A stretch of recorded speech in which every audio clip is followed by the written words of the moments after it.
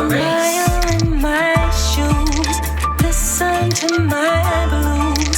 I stand before you, resilient, stronger than power, soft as a flower.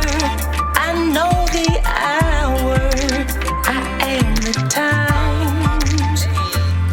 It's the strength for me, it's the strength, it's the legacy.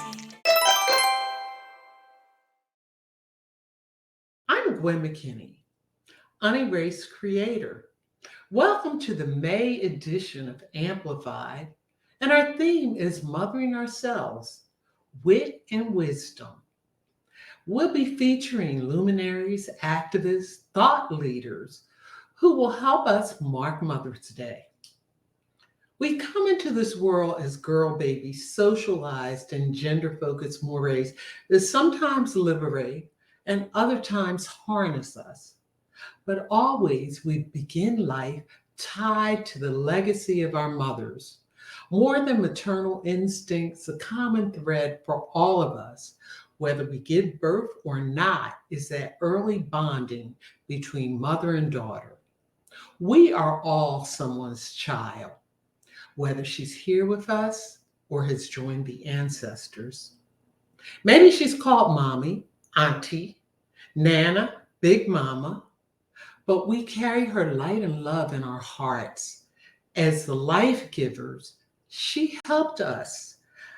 Our focus, she gave us the backbone, she scrimped, she sacrificed, she scolded, and she solidified. We are an imprint of her molding, even if we resisted it in our early lessons. Our guest in this show will actually spotlight the lessons from their mothers. Join our sister friends as they unwrap Mother's Day gifts of wit and wisdom. And stay tuned for a poignant commentary from Cassandra Brown on a mother's love and a conversation with Mahogany Books owner Ramunda Young. Thanks for watching. Let the show begin.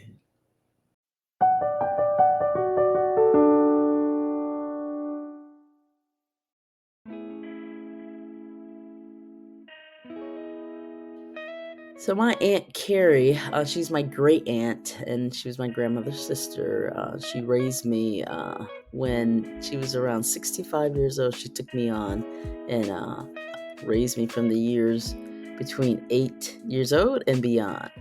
And she was a Southern Black woman from Mississippi, and one of her grounding ethos was faith, hard work, and care for others. So I watched her model those three things my whole life that I had with her. My mother taught me that I came from a long line of independent women who raised their children without a mate and who had their own professions, and I should not be worried about whether I was going to have a husband or not. That's not the stock that I came from. And I thought that was a lot coming from a woman who had been married all of her adult life.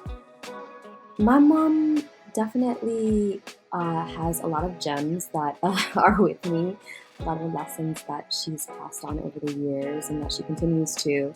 But I think maybe one that probably stands out the most or seems to kind of be the most persistent is just her persistence, like her sense of independence as a woman, as a single mother, how much she was able to do, but also as a young immigrant coming to the States at 18 years old.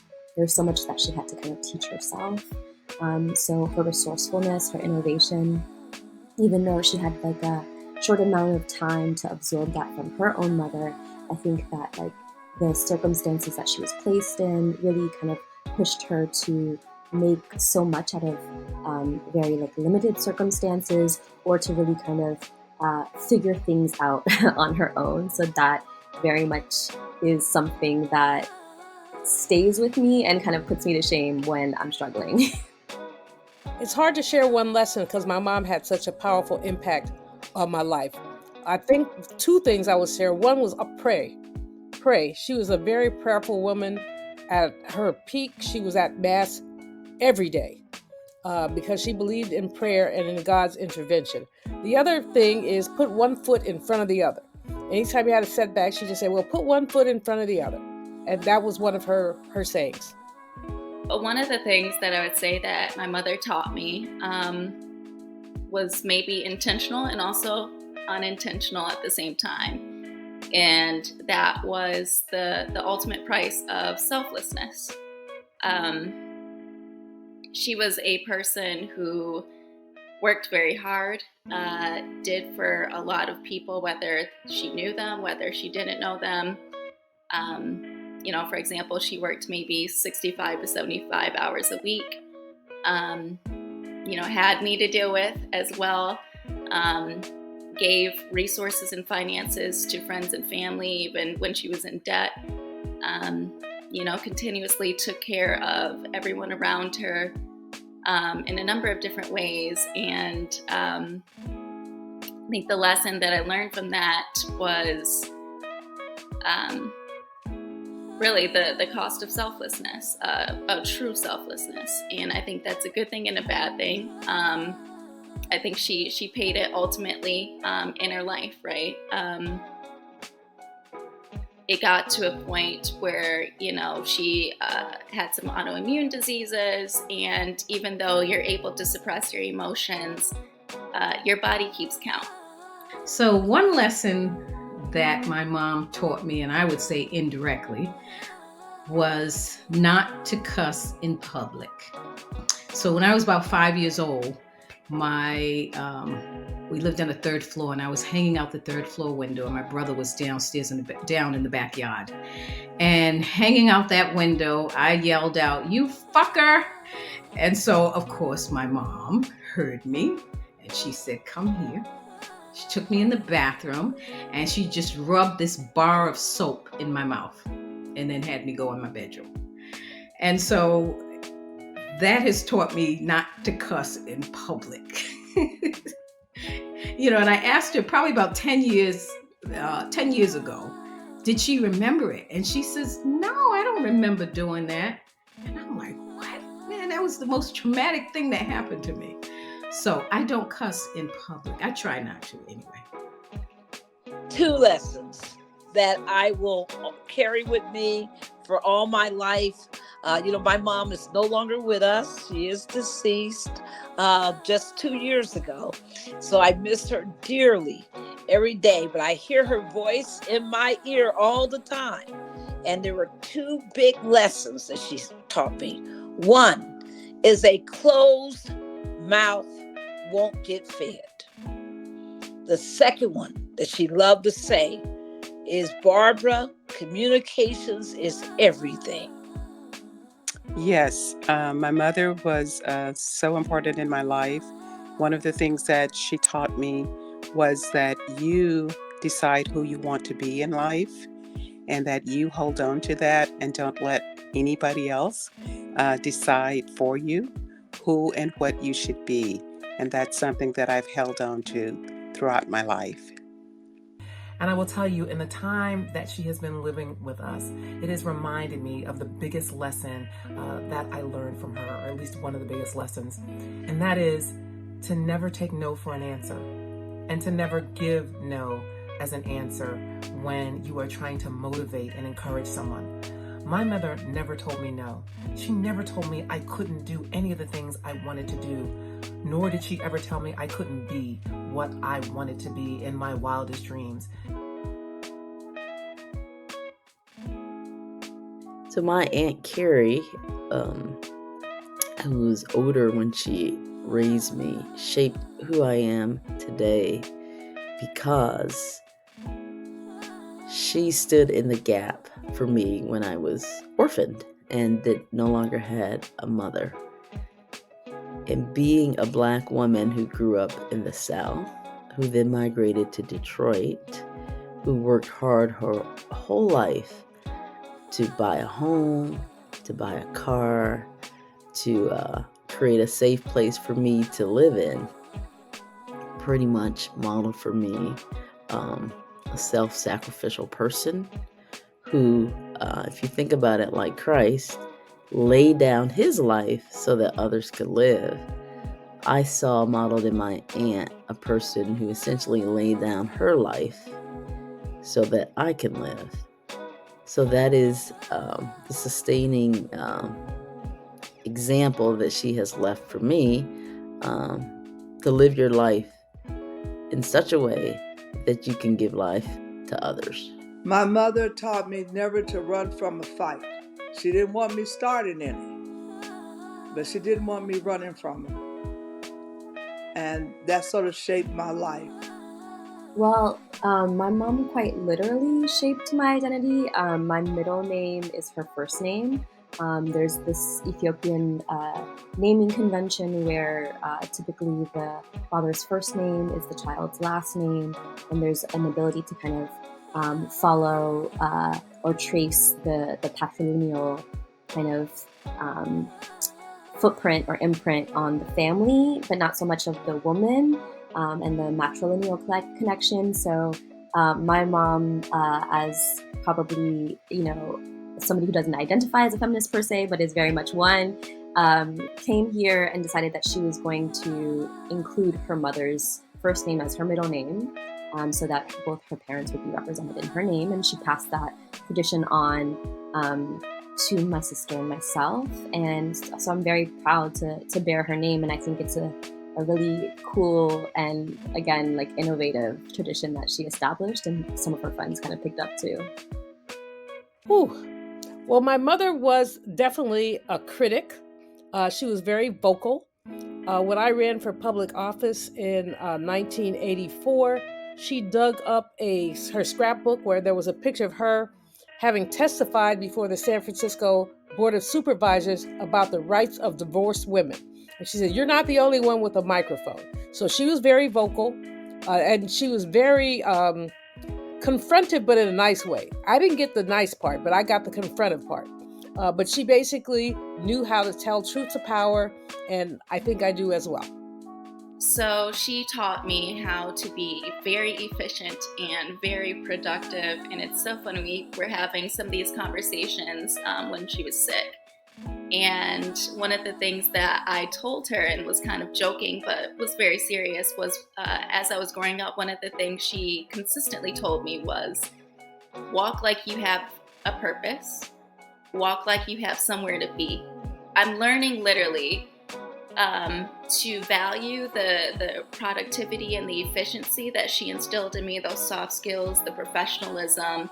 But I'm also unlearning a lot of the things that she taught me, right? I'm literally learning how to slow down and smell the damn roses. So my mom, oh God, she shaped who I am in so many ways. But one thing in particular is my mother used to sew and design clothes. And so I learned how to sew at a very young age. And again, she never sat down and taught me. I just watched her all the time.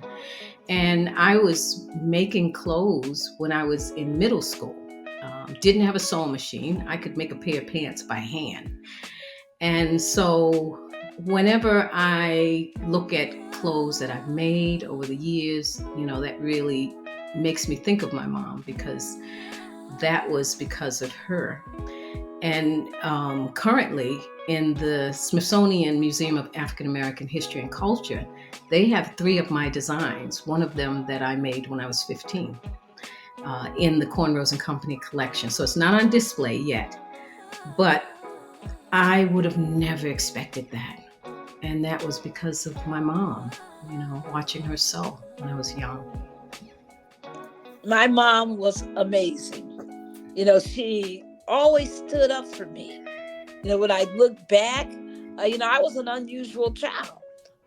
And my mom stood up for me in all of those things. She was there to make sure that my dreams were fulfilled. So she was a dream maker. Oh, so much.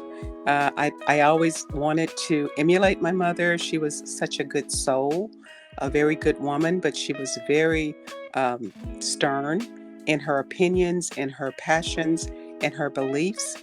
And I think I probably try to live up to that. She wasn't a person who talked a lot or said, but when she said something, people knew that she believed in it and she was passionate about it. So she's kind of helped me become that kind of person. What I say, I really truly believe in, and those are the things that I will work on. And it doesn't matter who says I shouldn't. If I believe in it, I will do it. What she taught me was that I could stand on my own 2 feet. I know that sounds like a simple thing, but it really isn't. You know, my mother raised me as a single parent, and she showed me in doing so, just by her own example, that it's okay to do it on your own. Now, certainly she had love and support around her, but she was the chief of our household. And by her example, I understood and saw the power that could exist in one mighty woman.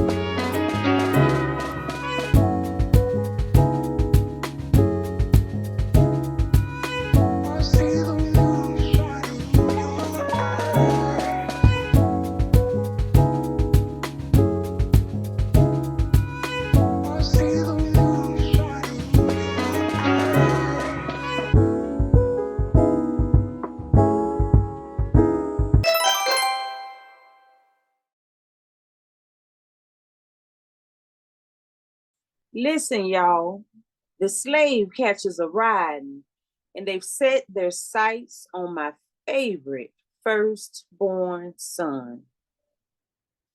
I get a call from my mom. She tells me Kevin, my son, got pulled over. She says, I heard a scuffle and the officers yelling something. The phone must have dropped, but it didn't hang up. And now I don't hear anything. Silence. The slave catchers are riding, and they've set their sights on my firstborn son. The visceral, automatic, all too familiar reaction for so many of us sisters is, first, I can't breathe. My breath catches in my throat, my muscles contract, and my heart slams into my chest. Out and up and down and all around, my pressure shoots through the roof because the slave catchers are riding. And Lord, they've set their sights on my son. Now, my faith eventually snaps me back to life, and in a matter of seconds, I am forced into action.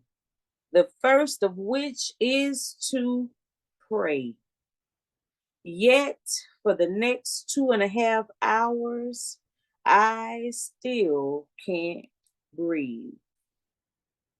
The slave catchers aim to bring Black kings, gentle giants like George Floyd to their end, yet they do not fully understand that it's really back to where it all began, to his beginning, his foundation, his first knowing about this thing called love. As he calls out to her in his final moments, Mama, Mama, Mama. The slave catchers aim to brand my son with a felony. They need to put a collar around his neck that controls his ability to hold his head high like a man, his will to look up instead of always looking down towards the ground. They aim to put cuffs on his wrist to control the kind of trade or professional licenses he can obtain and the kind of work he can do and limit the amount of money he can make. They even want to put shackles on his feet to control where he's allowed to live. They fight to keep him unarmed and vulnerable in a state where folks, black, white, and brown, are not held accountable. Understand your ground. Where Adjika Owens, a black mother of 4, is shot by a white supremacist woman through a door while standing next to her black son, Israel. In a country where a 15-year-old black boy, Ralph Yarl, is shot just for trying to be a responsible son and a big brother to his younger siblings. In a state where it's open season carry on people who look like him, my son. They need to silence his voice by snatching his vote. The traumas, the triggers, the torture of it all weighs too heavily, and I'm just so tired. While recently on a voting rights tour, I had the pleasure and honor of meeting Miss Sabrina Fulton, Trayvon Martin's mother, and I assure you and her that this is the life lived every single day by Black mothers across the USA.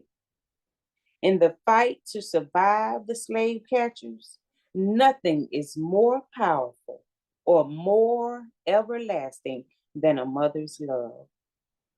May God and the ancestors be proud of my work, for it is by His grace and their perseverance that I am here today. Ashe.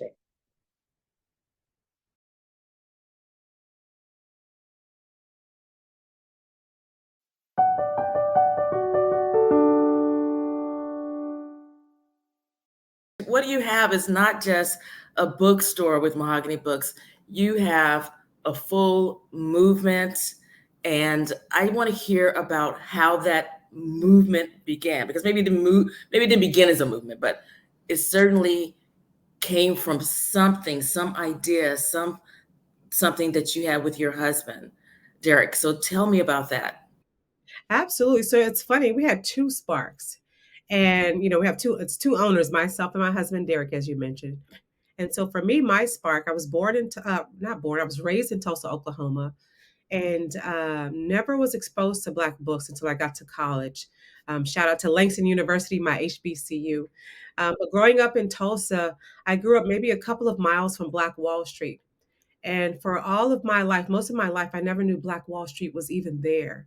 And for those who are watching this who are not familiar with Black Wall Street was at one point in time, the epicenter of Black entrepreneurship, Black thought leaders, Black innovators. And so they were convened and built and grew roots in Tulsa, Oklahoma, which now, like I said, is affectionately known as Black Wall Street, that area. Hundreds and hundreds of businesses, hospitals, movie theaters, cleaners, doctors, all were Black owned. And so for me to grow up just a couple of miles from that and not know it existed because it was not taught in my schools, I was always a voracious reader.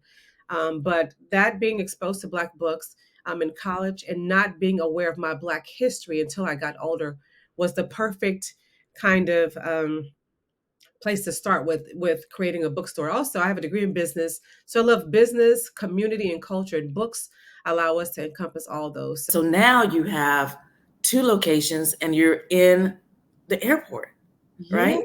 Yes, So tell me a little bit about one of the challenges that you face. If I'm honest, one of the challenges was me, right? One of the challenges was really thinking this could work. I'd worked in books, I loved books, but to think that, okay, are people really going to buy books from me, this person who nobody knows, or my husband who nobody knows? And so one of the challenges, I remember calling around and trying to talk with different people, like, hey, we will want to host your book signing. And they'd be like, you're Mahogany who? What, who are you? Where? So it was me kind of getting over the fear of in the confidence that people really wanted to buy in who we were. And so that was a big challenge in the beginning, not just kind of embracing that people didn't know who you were, but yet you had this vision and this passion to make Black books accessible. So now something that sticks out in my mind is to really mute all the naysayers that are around us, because a lot of people were saying that there's digital books and ebooks and are Black people reading. I heard all those voices that were also circling around me.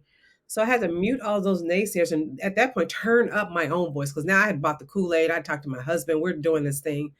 And I knew that books was a viable business for us. And not even from a money standpoint, it was a lucrative business for us because we were now engaging a community. We were now making our Black books accessible to people who, like myself in Tulsa, who had not been exposed to some of those Black books. Tell me, what are some of the dreams for the future? Because once you see something happen, you just want to keep going, right? So what are your dreams for the future? Absolutely. So many dreams. One was the podcast. My husband and I, when we strategized, the funny thing is when you marry your business partner, you married, you have business strategy sessions at 2 a.m., 4 a.m., over dinner, on vacation. It's just, crazy. And usually it's me spurring it on. He's usually wants to take a break. So anyway, but we have all those strategy sessions. We always looked at Mahogany Books as this wheel, and Mahogany Books itself was the middle of the spoke. And so podcast was one of the spokes that comes from this. Speaking is one of the spokes that comes from this. Having our own book written is a spoke that comes from this. Also, creating goods for other bookstores comes from this. When you look in the book market, there's not a lot of Black, book industry related gift materials and items. And we have a whole cadre of different gift items. And one I'm looking at, this beautiful camera says Black Books Matter. Hey. That dearth in the marketplace was something that was really important to us. So there's a lot of different things. Of course, opening up more stores.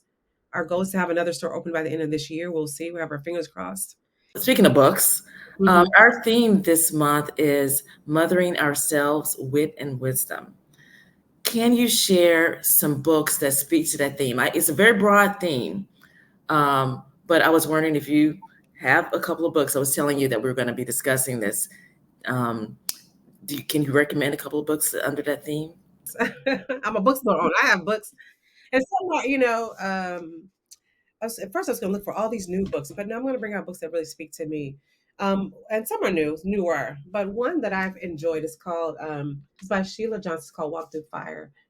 And for those who are going to listen and see this, she was the co-founder of BET. And I really loved it because it was a husband and wife team. I'm a husband and wife team over here who created a business and a movement, so to speak, to use your words. But she was America's first Black female billionaire, right? This woman here. And she was based in DC, which is great to connect it to me in that way. But I love her book because, you see the shiny and glitz and glam of BET in its heyday. And you see this woman and you see this husband mostly. And to hear her story and what she went through, the turmoil that she went through, the lack of self-confidence she went through, the ups and downs of what it meant to create a business and to raise a family, and to see her come out on the other side was huge to me. So Walk Through Fire is something that encompasses, how I see myself as a business owner, as a mom, as a wife. So I really loved her story and really kind of peeling back the layers of who she was as a woman, and to see her business thrive now. She's not doing BET anymore, but she's created the Salamander. And she just bought the Mandarin Oriental in Washington, D.C., one of the most flyest and baddest hotels there. And now she owns it. So to have a Black woman to do that. So that's one that really resonates with me. And then Rest is Resistance. This book came out about a year or two ago. You did? Oh, have you read I love this book, yes. Tracy. It's life-changing.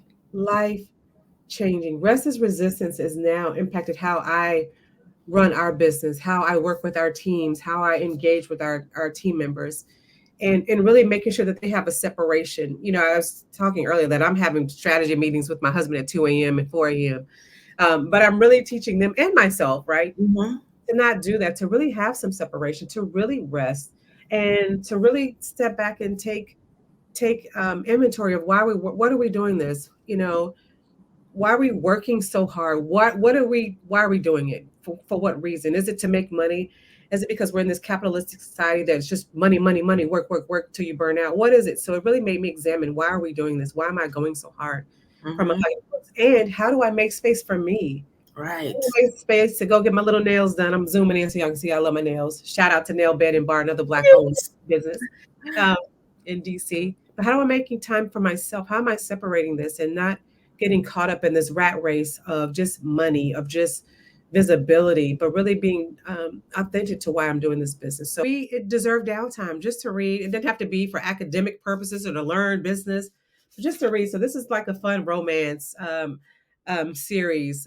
Before that goes what I finished, I can't wait to read This Could Be Us. But that was just my downtime to read. I listen to audiobooks when I walk. Libro.fm is the audiobook company for all independent bookstores. So if you're listening to the other, buying audiobooks from my other company I won't name, try Libro.fm, and you can put Mahogany Books in as your bookstore or any other independent bookstore and get your audiobooks there. But I've been listening to her other books. So that's just my downtime, fun fiction reading. So those books allow me to tap into all aspects of me. And I encourage everybody watching to tap into those too. Those are all awesome recommendations. And I suggest that you go straight to mahoganybooks.com to get the books, or visit the bookstore if you're in the local area. And also go into the bookstores that are within your walking distance in your neighborhoods, because we all need to support Black books. So thank you so much for joining us today. I will see you in the community and maybe even lunch. Absolutely. I would love that. Thank you. Thank you for having me. Thank you for joining us today. I hope that you will leave inspired from all of the phenomenal women who have shared the wit and wisdom today of mothering ourselves. Join us next month, and please stay tuned for just a little bit more inspiration.